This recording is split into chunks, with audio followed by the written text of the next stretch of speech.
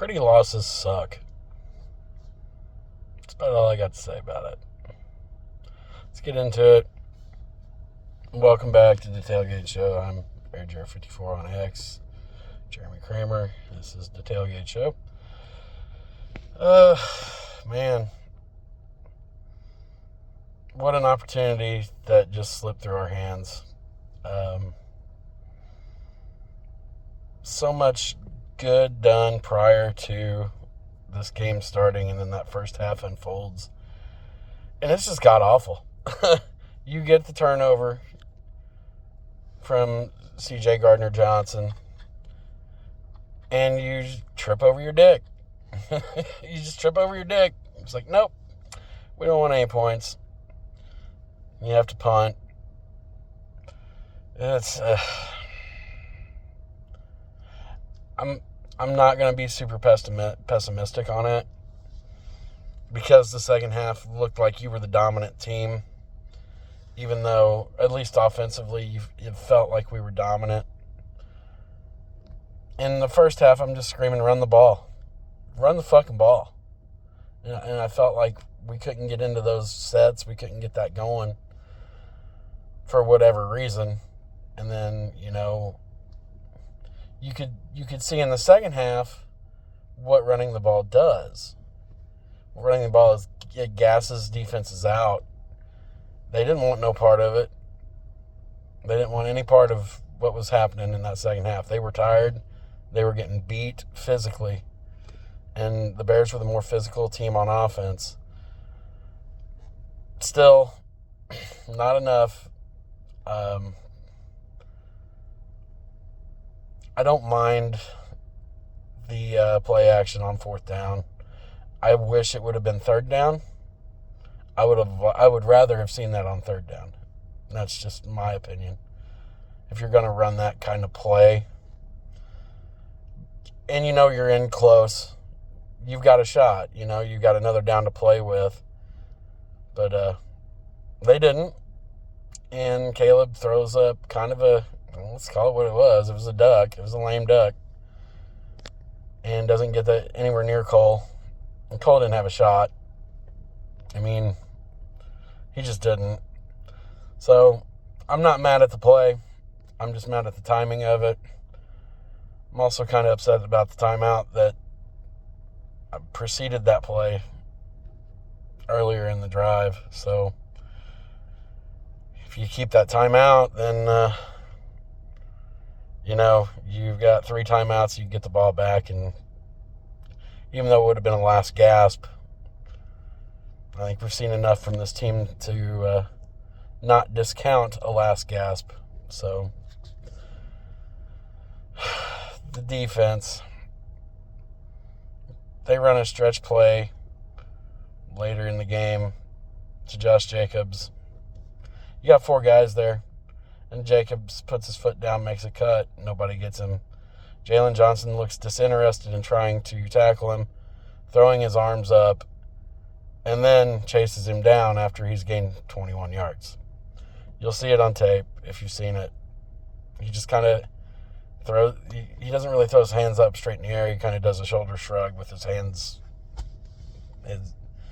Either way, it's a disinterested guy. That the guy didn't want any part of that contact, and I'll give him this much. He was in position, and he just didn't finish the play.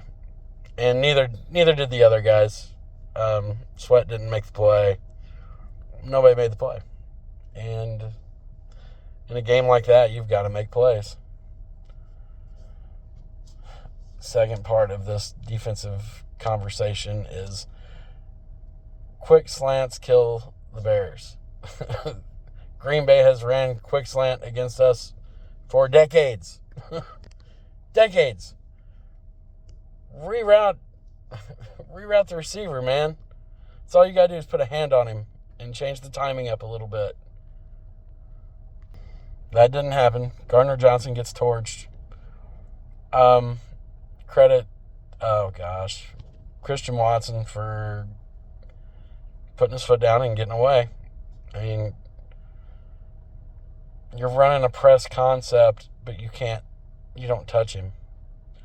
You do see later in the game where Jalen Johnson actually makes a physical attempt just to push him, to push the receiver off of his timing. And it made a difference in the play. So, good Jalen, bad Jalen. I think he's struggling, Jalen. I think he's still trying to get his feet right, get his head right, get his body in playing shape. Kyler Gordon, the worst extension of the Ryan Poles era so far. Can't stay healthy, can't get healthy. Does he make a difference today? I don't know. Sometimes I wonder if the defense would have been better off with some of the guys that were injured just staying injured. I mean, maybe that's a ridiculous statement, but there's something to be said about continuity. And just not, I don't know. Everything was disjointed in the first half. Everything looked awful. And then the defense was struggling late, and that's going to happen when you don't have a consistent pass rush. I wanted so much to praise Austin Booker because he has helped Montez Sweat. He really has. It's just not enough. I think he's more a rotational guy in the future, but he's had some good reps. Big Bill plays his ass off. He just does. It's a shame that he doesn't get enough love. Let's see. It's just a wrap on the game. It's a missed opportunity against a team that you should beat. I really feel like we should have beat them. But we didn't. So now you got to pull up your bootstraps. You got to get ready for Cleveland. Cleveland defense that just gave up 31 to Tennessee. They're going to be pissed. So what do we know about Cleveland in that scheme? They're going to run a wide 9. It's going to be Myles Garrett. Ozzie Trapillo, if you had fun with Micah Parsons and that crew, well, guess what? Your job just got a whole shit ton worse. And the defensive tackle from Michigan, whose name escapes me now, he's had a pretty decent year.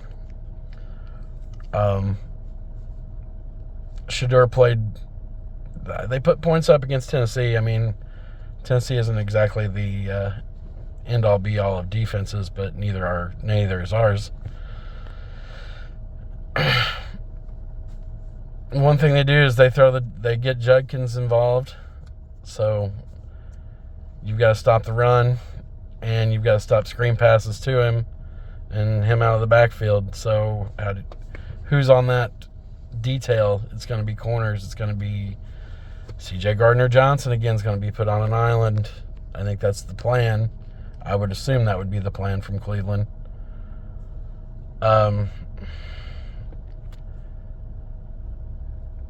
I don't know, man. If you're as good a team as you think you are, you go out and you bury Cleveland early. Don't let them hang around. Bury them early. You gotta get DJ Moore involved. You just gotta find a way. Especially whenever Rome's out. How can we not get him going? I do like the fact that Cole's playing well. I do like the fact that Colston Loveland's coming around.